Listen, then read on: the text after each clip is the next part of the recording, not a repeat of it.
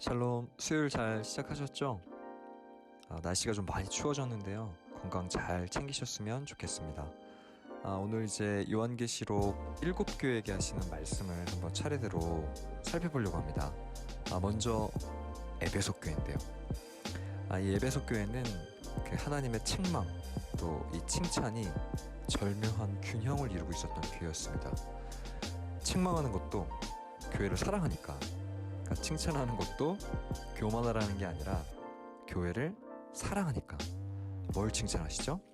2절에 보면 내가 내 행위와 곧 내 수고와 내 인내라고 되어 있어요. 이게 구체적으로 뭘까요? 악한 자들을 용납하지 않는 거, 또 사도라 하되 아닌 자들을 시험하는 거, 그리고 그들의 거짓을 드러내는 거. 이 에베소 교회는 굉장히 많은 이단들이 막 들어오고 있었거든요. 그래서 이 혼탁한 에베소 교회는 이런 것들을 잘 구별해서 잘라냈어요. 생각의 가지치기를 정말 잘한 겁니다. 주님은 이것을 칭찬하셨어요.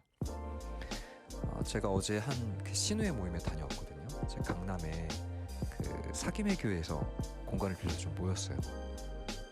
직장인 분들이니까 너무 바쁜 와중에 시간을 내서 모이셨는데, 제가 그때 이제 다니엘서 말씀을 좀 나눴어요. 그리고 마지막에 말씀을 갈무리하면서 마이클 호튼 교수의 말을 제가 좀 인용을 했습니다.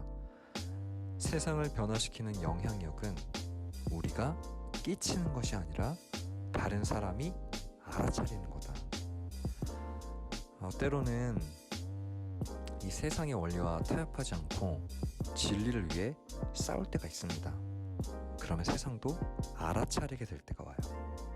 그때 꼭 기억하셨으면 좋겠습니다. 오늘 에베소 교회의 그 수고를, 눈물을 우리 주님이 다 아신다는 거예요. 그리고 기억하시고 칭찬하신다. 또 내가 참고 내 이름을 위하여 견디고 게으르지 아니한 것을 내가 아노라.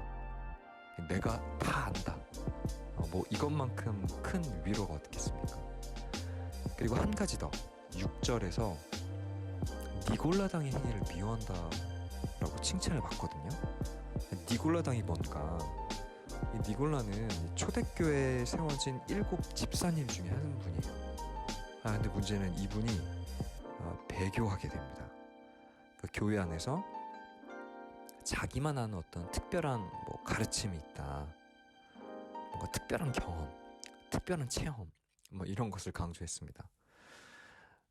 그 일반 서적 중에 도파민네이션이라는 책이 있어요. 제가 굉장히 인상 깊었던 책인데, 우리 인간의 이 뇌가요, 쾌락과 고통을 같은 곳에서 처리한대요. 그러니까 초콜릿 한 조각을 먹으면 행복하기도 하지만 다음 조각이 더 먹고 싶어지는 고통, 그리고 괜찮은 순간을 추구하면 추구할수록 다시 그 뇌의 저울이 균형을 유지하기 위해서 고통 쪽으로 기운다는 거예요. 그래서 책의 요지가 오히려 쾌락을 추구하면 추구할수록 고통이 더 커진다. 이 균형을 좀 잘 잡아야 된다. 저는 그 책을 보면서 우리의 영적인 생활에도 좀 적용해 볼 수 있다는 생각이 들었거든요. 그러니까 니골라당도 특별한 어떤 영적 체험만을 막 추구했어요. 그러니까 오히려 체험이 없으면 공허함을 느끼는 거예요. 더 마음이 힘든 겁니다. 신앙생활 할 때도 우리에게 이런 좀 경향성이 있지 않나요? 뭔가 뜨거운 체험과 뜨거운 기도, 물론 중요하고 굉장히 의미 있습니다.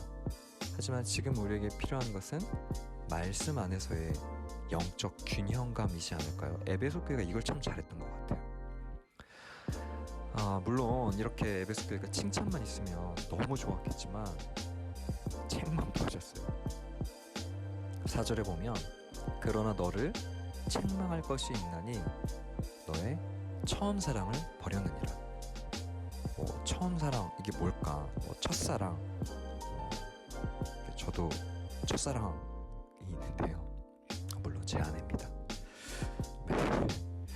에베소 교회는 이 진리 문제로 악한 것들을 다 막 잘라내고 또 커트했는데요.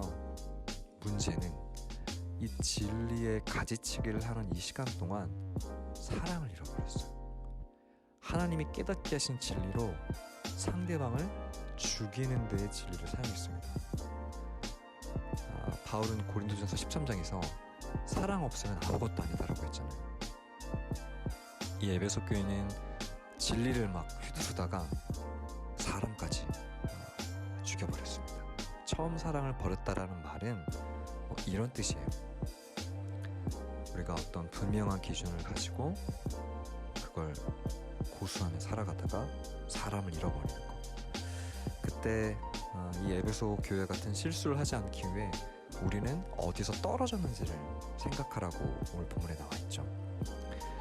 마땅히 있어야 할 곳에 있지 않으면 우리는 변질되게 되어 있습니다.